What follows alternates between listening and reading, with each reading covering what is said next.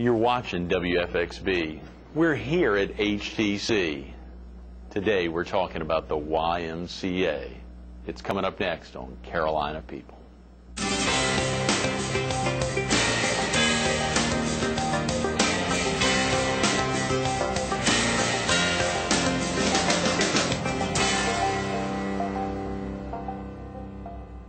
Good morning. Welcome to Carolina People. This morning we're at HTC's Carolina Forest Branch location.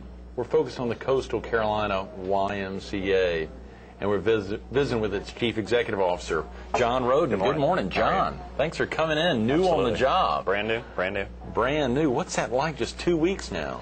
It's a lot of meetings, so walked into a lot going on, and it's a great time to be here. And the YMCA is not totally new to you. You've obviously been with the organization a little while. I have. I've been at the Somerville YMCA, which is just outside of Charleston. I've been there for 7 years. Is that right? That's right. 7 years. Wow. Had you held a similar role down there? I was CEO there for 5 years, and before that I ran the sports, a youth and adult sports program for Somerville. The YMCA is expanding a lot here on the Strand. And statewide too. I mean, there's a lot of branches across the state that are really getting to, you know, with the emphasis nowadays on adult and youth obesity, preventing that. You know, so there's a lot of folks trying to get their kids out more active, and that's where we step in. Obesity is really an issue to be concerned about? Absolutely, absolutely. It's widespread. They're using epidemic terms for it. Really? Yeah, it's really something else. Kids spend a lot more time inside and less time outside, and for different reasons. Right. And so we try and step in, and whether it's organized sports or just using our facilities, playing basketball, or just being more active. You know, we kind of step in with our programs and our facilities and try and help out with that.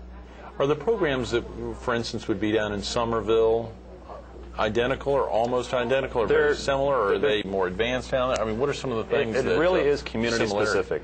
Really? It really is. And there's 3,000 YMCAs across the country, and the saying is once you've seen one, you've seen one, because they're all so different. In Somerville, we had a real strong youth sports program, but we did not have a basketball gym, so we didn't run any basketball. The churches in town did that. Here in Myrtle Beach, the same kind of thing. We've got a real strong soccer program, but not a whole lot going on with some of the other fitness activities. We do have a basketball gym, and there's some basketball leagues, but it just really depends. You've got some places that are real strong on aquatics.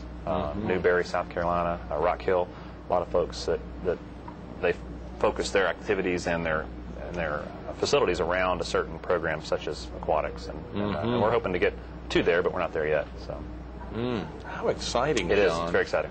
And I loved hearing you say that. If you've been to one, you've been to one. Been to one. That's right. That's a great. If you look at just the local area, it's the same way. You know, we've got a new branch we're going to be building in Georgetown, further down the coast of Charleston and Moncks Corner and Somerville. They're all within a couple hours of each other, and nothing even close to each other. I mean, as far as the programs and facilities, it's totally community dependent. We filmed at the YMCA in Florence 3 or 4 years ago. An amazing facility and a tremendous basketball presence there. They really turn on the juice there. They do.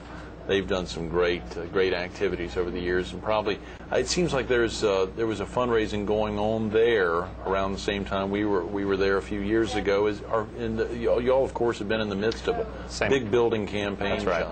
And that's the same kind of thing also. That's also community dependent, because some communities, there's arrangements with the school district or the local government, something like that, to build new facilities. And we're getting that kind of support here. But typically, a YMCA has to go out and raise money to build a new facility. We have to raise money every year to pay our light bills and whatnot. What we'll charge for our fees for our classes and our programs usually won't cover the entire operation, so we've got to get that additional money somewhere, whether it's grants or giving from the community. And there's lots of different ways to get them. I mean, Absolutely. As you say, grants are a great thing. So in some locations, in some communities, the school system would work with the Y. Oh, sure, and they do help us out a lot in Georgetown, too, for instance. I mean, we've got our offices. There's not a building right now in Georgetown. Our administrative offices are actually in a school district office that they lease to us very, very cheap. And we've got 3 offices in there. And so there's a lot of different arrangements you can have across the state. In Rock Hill, I think it is, they've got a arrangement with the school district where every third grader will learn how to swim.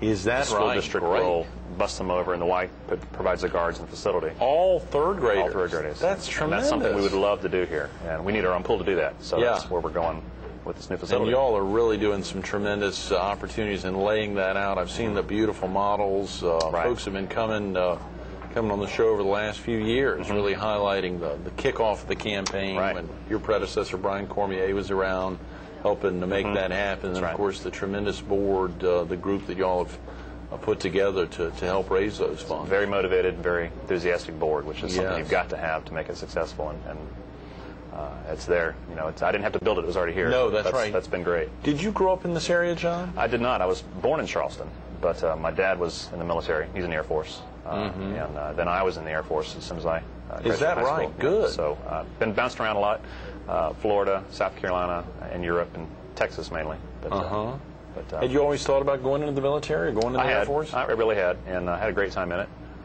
Was there? I was active duty for 9 years. I was an Air Force meteorologist, weather guy. An Air Force meteorologist. That's right. Interesting. Very interesting. Something different every day. You know. So the Air Force weather. doesn't rely on TV broadcasters to get there. Not really. They do a lot with the civilian counterparts, but Sure. for the most part, every aircraft that takes off has to have a weather briefing from somebody, and that's our primary job.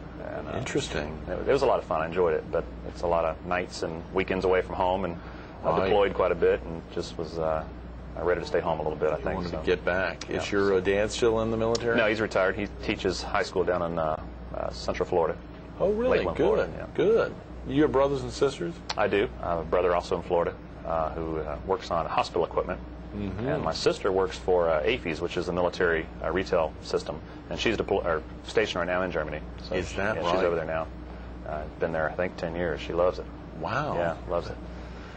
Now that you're living in Myrtle Beach, of course, you're going to have folks coming up here to That's right. see y'all. That's right. And it's the same thing as Somerville. You know, we were pretty close to the beach there, but here, you know, we're right on the beach. So I've already got people calling now, reserving the spare room. So Right. That'd be a lot of fun. Growing up in the military, did you have experiences in the different towns you and your family lived with attending a YMCA? Actually, no.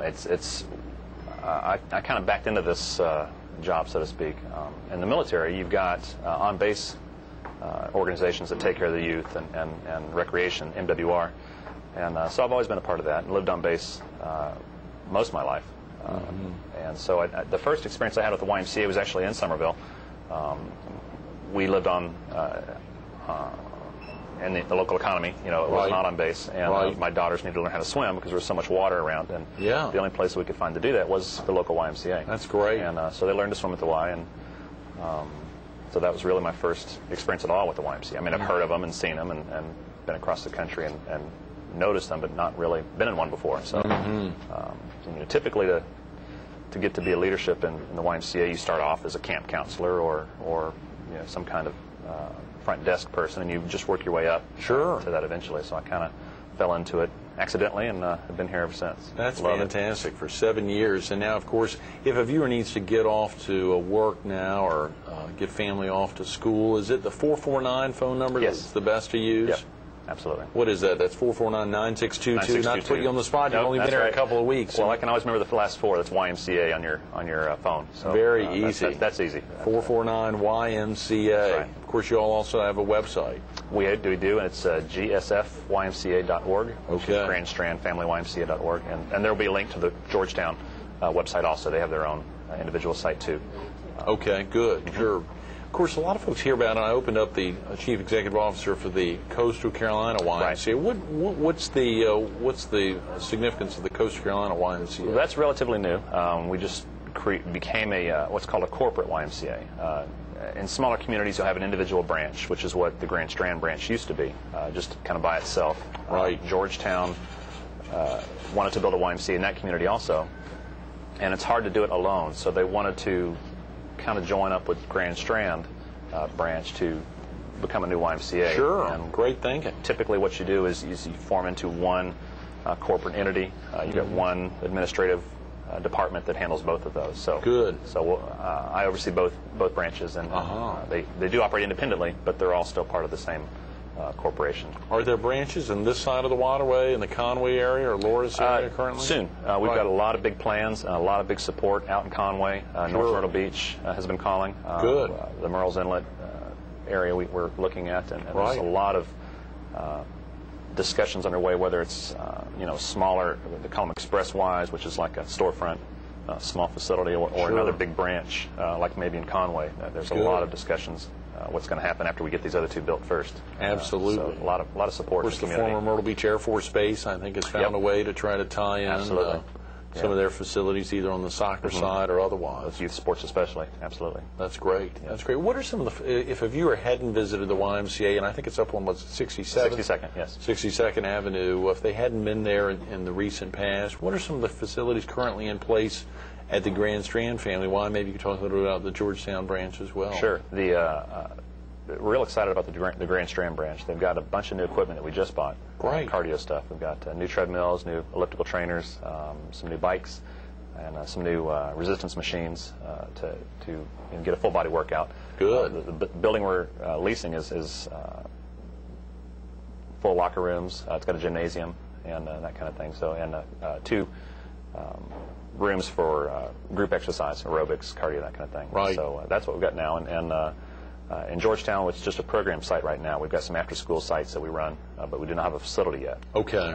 We borrow some space out of some schools and some churches, but that's kind of why we're building a building that area also. The new building in Myrtle Beach will be kind of across the street.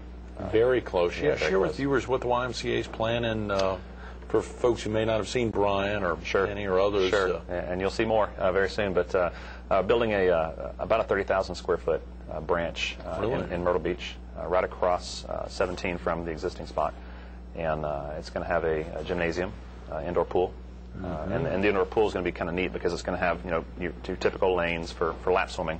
But we've also got a section set aside for lessons and group aerobics, water aerobics, which is great for seniors. Great.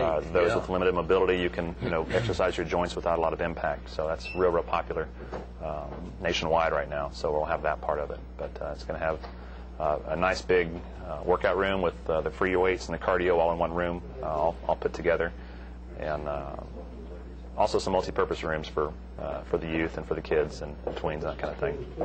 So that's what's going to be at the Grand Strand branch. And in the Georgetown branch, pretty much the same thing. We're still not sure about the gymnasium itself. We're kind of in the middle of seeing what we can afford. Sure, haven't nailed that down. You want to see where the dollars come in. Right. Of course. Right. So, of course, the location there, it is virtually the intersection of 20, or the break off from, I'm sorry, I'm having trouble saying that, the 48th Avenue break off of right in that area. 31. That's right up near. Pretty close to that. Where it meets 17 bypass. There's going to be a new intersection right there, is what I understand. Oh, good. Okay, so sure. It'll be easy to get in and out. Yeah, with you being new to the area and me, of course, not being able to say what I want to say, it's in a great location. We'll draw a map. That's right. That's right. It is, and of course, when you think about the experiences there in Somerville, and obviously the expansion, even seeing that facility and being involved in the way you were active, were there some aspects down in Somerville that you want to make sure to try to find a way to incorporate here on the Grand Strand? Absolutely. It was a very similar situation in Somerville. We've been a program YMCA, which is kind of like what Georgetown is right now. Right. We would charge fees for youth or adults to play sports and after-school care and that type of thing. And that went well during soccer season, but in between seasons it was real tough financially for us to keep our head above water. So in the late 90s, the board of directors in Somerville got together and said, let's build a facility so we'll have membership revenue coming in. And it's a nice flat revenue stream, and you can exist a little more strongly that way. So we're going to do the same thing here. And what happened in Somerville was the community really embraced the YMCA. They joined. Our membership is through the roof up there. Great. So we want the same thing to happen here, because with your membership supporting your other programs, you're not in such a bind financially as you can be. We're not here, but it's going to be a lot easier to improve facilities and your programs when financially you've got support behind you. So. Sure.